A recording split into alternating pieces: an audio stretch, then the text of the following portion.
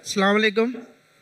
मैं अपना नाम तो नहीं बता सकता, मगर एक चीज़ आपसे कह रहा हूँ कि हिंदूज़ में एक कॉन्सेप्ट है त्रिकाल दर्शी।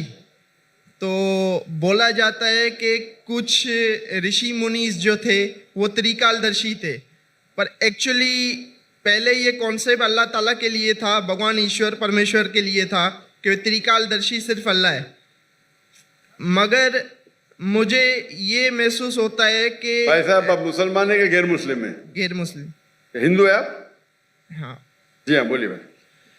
मगर वहाँ पे ये चीज़ हुई कि हिंदुस्तान में जैसे देवबंदी और बरेलवी मसलक भी वहाँ पे रहे, तो क्या ये नहीं है कि त्रिकालदर्शी का कॉन्सेप्ट बरेलवी मसलक जो है वो हुजूर अकरम सल्लल्लाहु अलैहि वसल्लम के लिए भी लेता है, सेम कि वो प्रेजेंट पास्ट फ्यूचर तीनों जानते हैं, जबकि ये कॉन्सेप्ट वही चीज़ है जो मतलब हिंदू सूफियाज के लिए कहते थे, और अभी भी मतलब कुछ ऐसे हैं जो हज़रत अली के लिए कहते हैं और कुछ हैं जो मुख्तलिफ सेंस के लिए कहते हैं कि वो त्रिकालदर्शी हैं।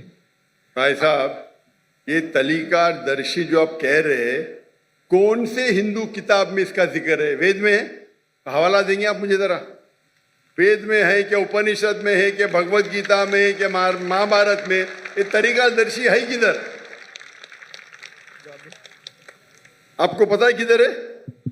नहीं, तो मैं ये जानता हूँ। भाई साहब, हाँ। अगर कुछ आप, मैं हिंदुइज्म का स्टूडेंट हूं, मैं हिंदुइज्म पढ़ चुका हूं। जो वेद में लिखा है उसे कहते हैं अवतार।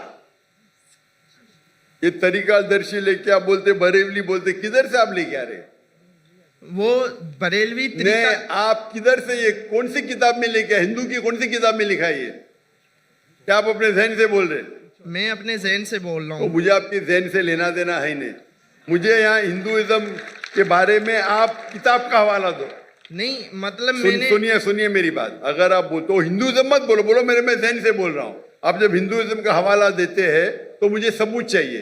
अगर मैं इस्लाम के बारे में कहूंगा तो मैं सबूत पेश करूंगा। कुरान का हवाला सूरा नंबर ये, आयत नंबर ये। हदीस पेश करूंगा तो कहूंगा कौन से हदीस में। आप अपने दिमाग से बात कर रहे हो सकता है कोई, सुनिए मेरी, हो सकता है कोई हिंदू किताब में आपने पढ़ा होगा जिसकी वैल्यू नहीं होगी। मेरे लिए हिंदू किताब में सबसे ऊंची किताब है वेद। क्या वेद में लिखा है? वेद में नहीं लिखा। उपनिषद में लिखा है? नहीं लिखा। तो क्यों फिर आप कह रहे हिंदू? पर मैं ये कहना चाह रहा हूँ कि ये जो कॉन्सेप्ट हम ले रहे हैं, हम नहीं ले, मैं जानता ही नहीं ये कॉन्सेप्ट को। कहां से ले रहे हैं? आप ले रहे हैं। हम कहते हैं ना कि हुजूर अकरम सल्लल्लाहु अलैहि वसल्लम प्रेजेंट पास्ट फ्यूचर जानते हैं, और ये आप कहते, मैं नहीं कहता हूं।